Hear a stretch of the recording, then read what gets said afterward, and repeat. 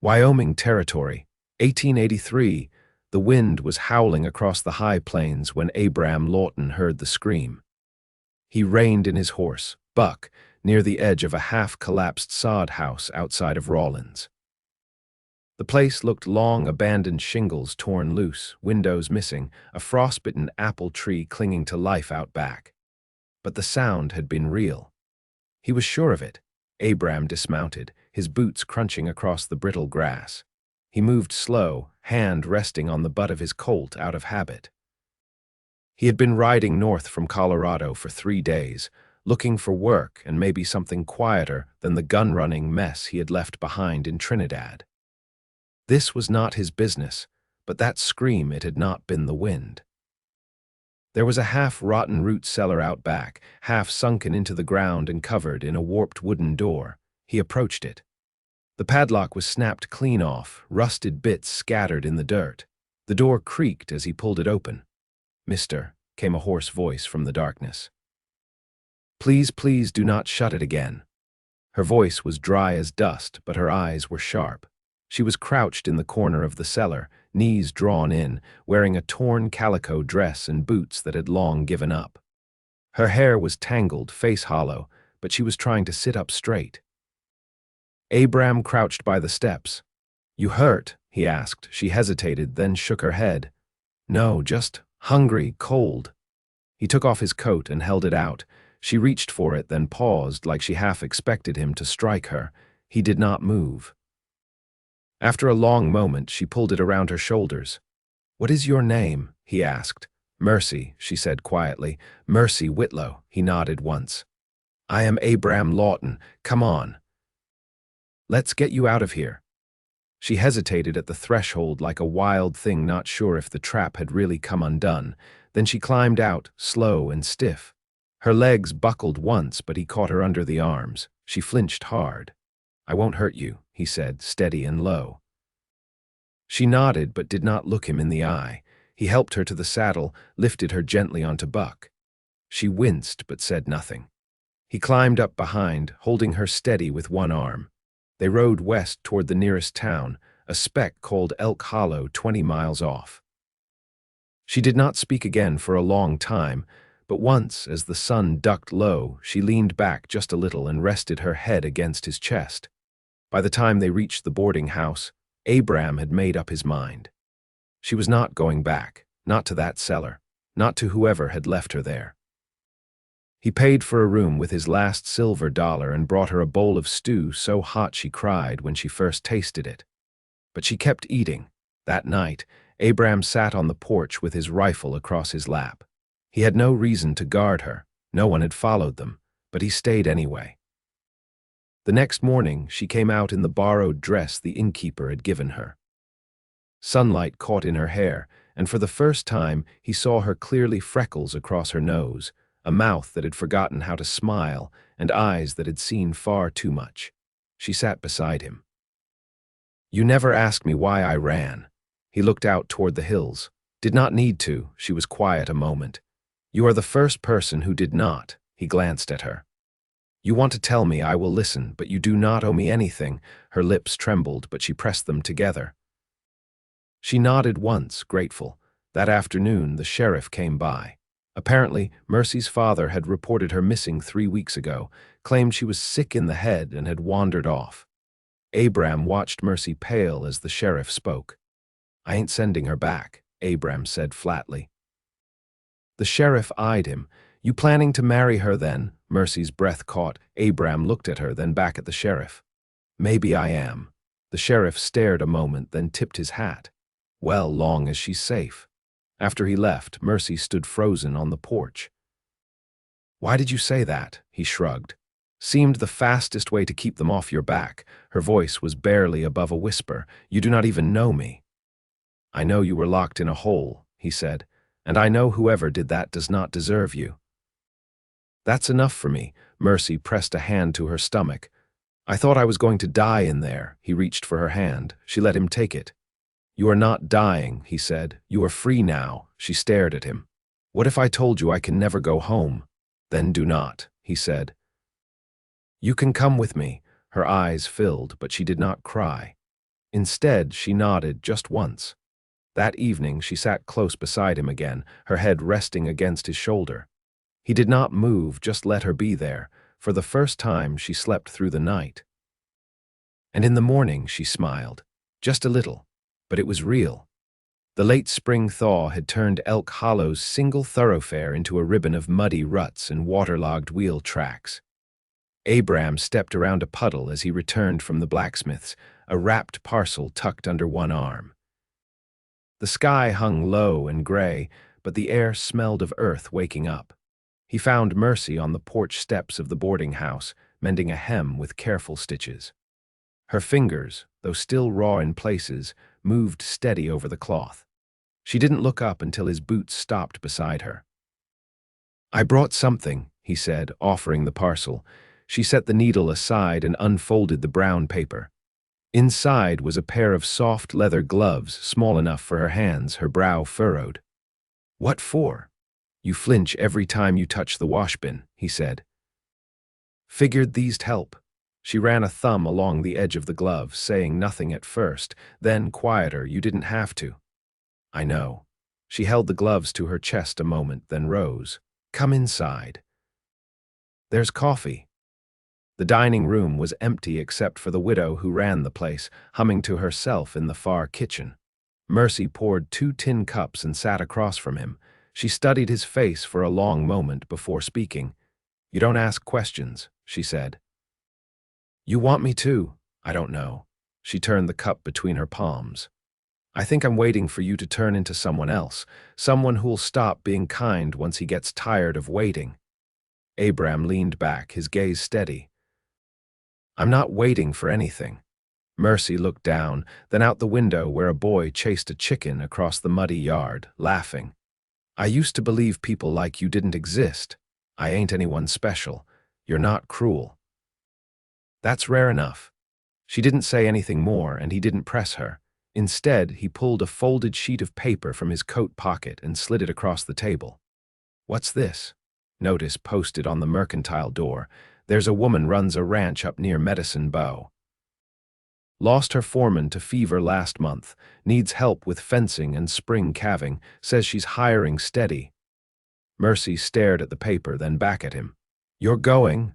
"I was thinking we might." Her mouth parted slightly. "You mean both of us, if you want." It was a long while before she answered. "I haven't earned anything." He shook his head. "That ain't how this works." Her hand brushed the edge of the table, then curled into a fist. "I don't know how to be useful. You breathe. You wake up every morning. You're already doing more than some." They left Elk Hollow 3 days later, traveling slow with a borrowed mule and cart. The land widened as they rose into the foothills, sage and pine replacing the dry prairie flats. Mercy rode beside him with a bundle of bread and salt pork between them, wrapped in the same oilcloth she'd used to line her satchel. That night, they camped by a narrow stream. The water ran fast with melt, and the fire they built crackled low but steady. Mercy sat on a flat rock, brushing her damp hair with a carved comb she'd found in the bottom of her bag. She didn't speak, but her eyes followed Abram as he moved around the fire, checking the mule's tether, laying out the blankets. When he finally sat beside her, she passed him the comb. "You've got dust behind your ear," she said. He took it, ran it through his hair once, then handed it back. "Better," she laughed, not loud, more a breath through her nose, but it was the first time he'd heard it. They slept side by side that night, not touching, but close enough to feel the other's warmth beneath the wool. Just before dawn, when the cold crept back in, she shifted toward him, her forehead resting against his shoulder. He didn't move. By the time the sun rose, the frost had melted from the grass. Mercy's eyes opened slow, and her first look was at him. "I want to try," she said. "Whatever's waiting up there, I want to try it with you." He reached for her hand, and this time she didn't hesitate. The ranch sat low in a valley of cottonwoods and wind-bent grass, the house long and lean with a wraparound porch, and the barn weathered to a shade just shy of silver. A round-faced woman named Mrs. Delaney ran the place with two sons who looked half ready to sleep standing. She gave Abram one long measuring look, then Mercy a second one even longer. "You ride?" she asked Mercy. Mercy's hands curled at her sides. "I can learn." Mrs. Delaney nodded once, sharp as a hatchet. "Then we'll make use of you." They were given a room above the kitchen, the walls thin and the ceiling slanted, but there was a real bed and a window that opened to the scent of alfalfa. Mercy unpacked her few things into a wooden crate set beside the door. Abram left his saddlebags by the foot of the bed and stepped outside to begin work with the fence crew. That first week, Mercy rose before sunup, tied her hair back with twine, and followed Mrs. Delaney through the routines feeding the chickens, hauling water from the spring house, learning how to mix lye soap without scalding her hands. She didn't speak much, but she watched everything and remembered the smallest details. By the fourth morning, she was saddling a mare named Junie without needing to be told twice where the cinch strap lay. One afternoon, after the sky had cleared from a morning storm, she found Abram near the north pasture, leaning on a post still half sunk in the clay. His sleeves were rolled, shirt damp with the kind of sweat that came from honest labor, not running. "You're losing your edge," she said, stopping beside him. He looked at her, then the post. "It's the ground, too wet to hold, or your aim is off." He straightened, brushing dirt from his palms. "You offering to do better?" "No," she said, "but I'll hand you nails and stand here while you curse." He gave her a quiet look, then held out the hammer. She stayed until the sun dropped low, handing him tools, bracing the wire. Once, when the wind picked up, she pushed her hair behind her ear and glanced his way. "I heard Delaney say you worked with horses down near Taos." "Broke mustangs for a rancher there," he said. "Before that, freight lines. Before that, whatever I could hold on to." "You always moving." He drove a nail in hard. "Used to be, figured the less you stay, the less you lose." She was quiet a long moment. "You still feel that way?" He didn't answer right away. Then, no. That night, Mercy stood at the wash basin brushing dust from her arms. Abram sat on the bed, unlacing his boots. She turned slightly, her back to him as she dipped a rag in the basin. "I've been thinking about the cellar," she said. He didn't move.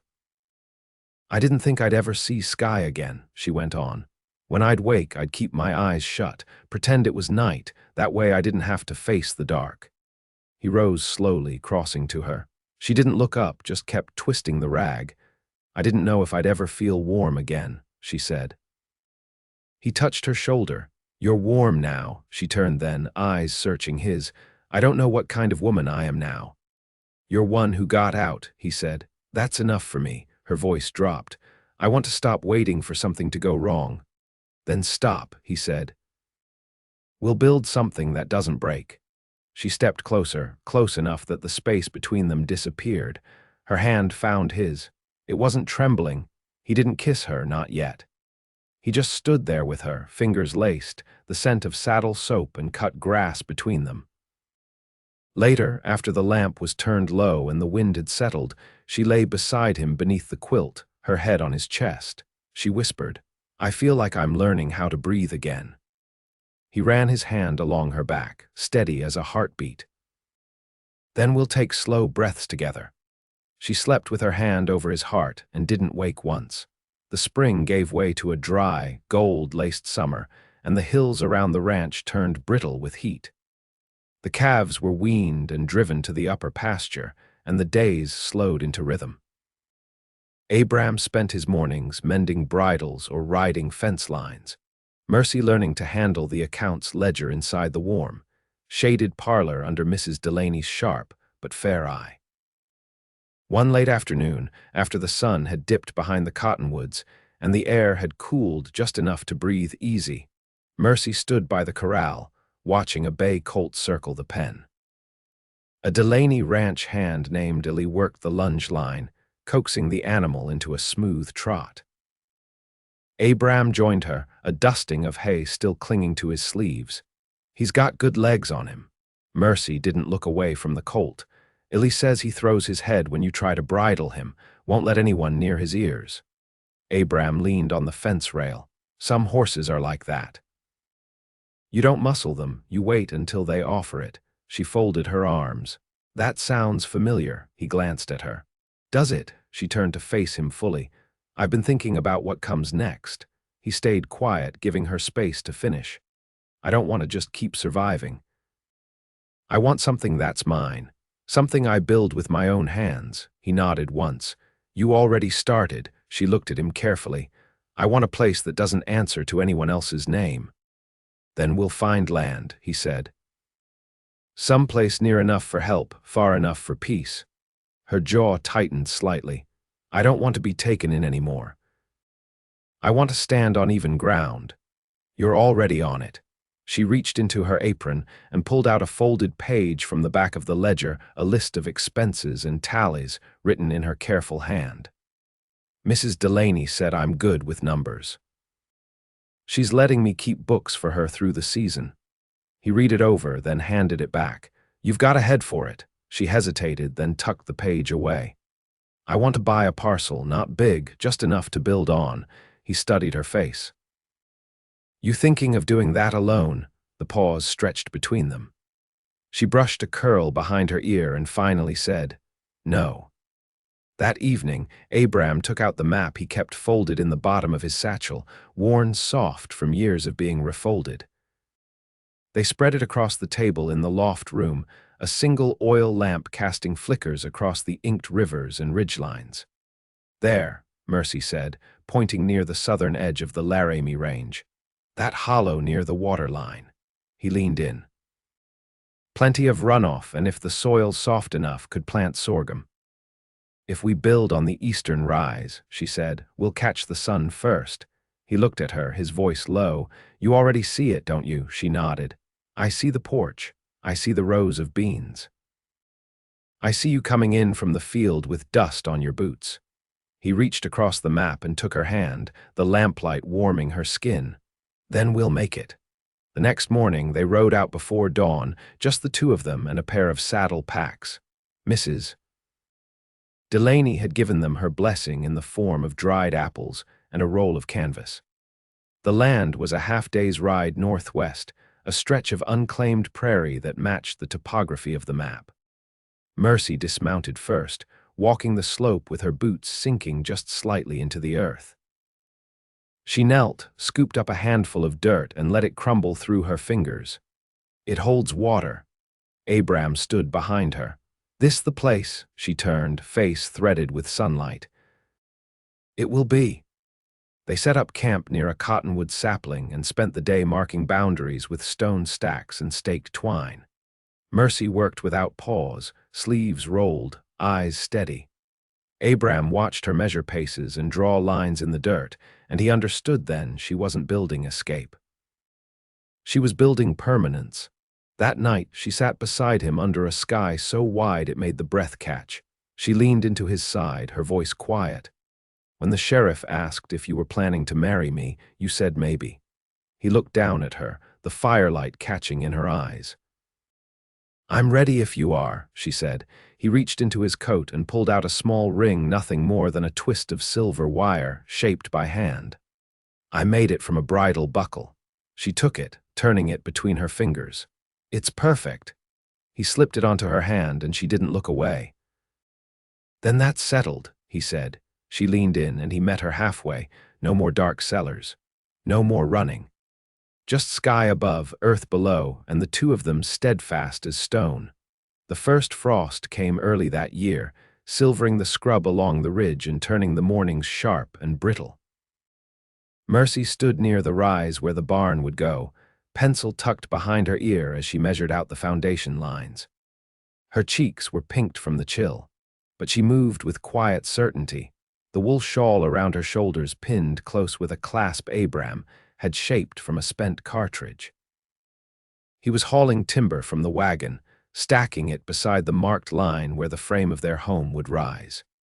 His right shoulder ached from the work, a lingering reminder of the bison fall he'd taken years ago near Cimarron, but he didn't favor it. Not today. Not with her standing there, steady as any surveyor, her boots dusted with frost.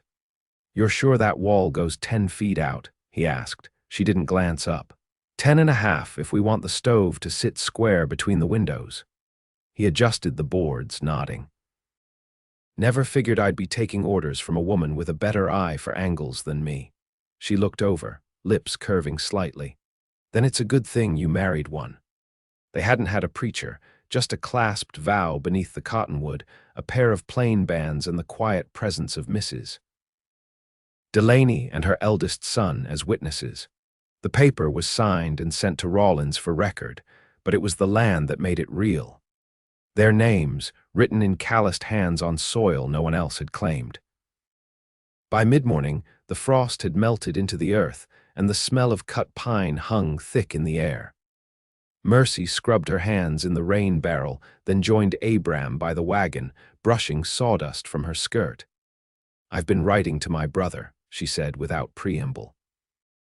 "He's still in Kansas, working the grain co-op near Abilene." Abram raised a brow. "You hear back? 2 letters." "He thought I'd died." She hesitated, then added, "He wants to come visit once the roads thaw."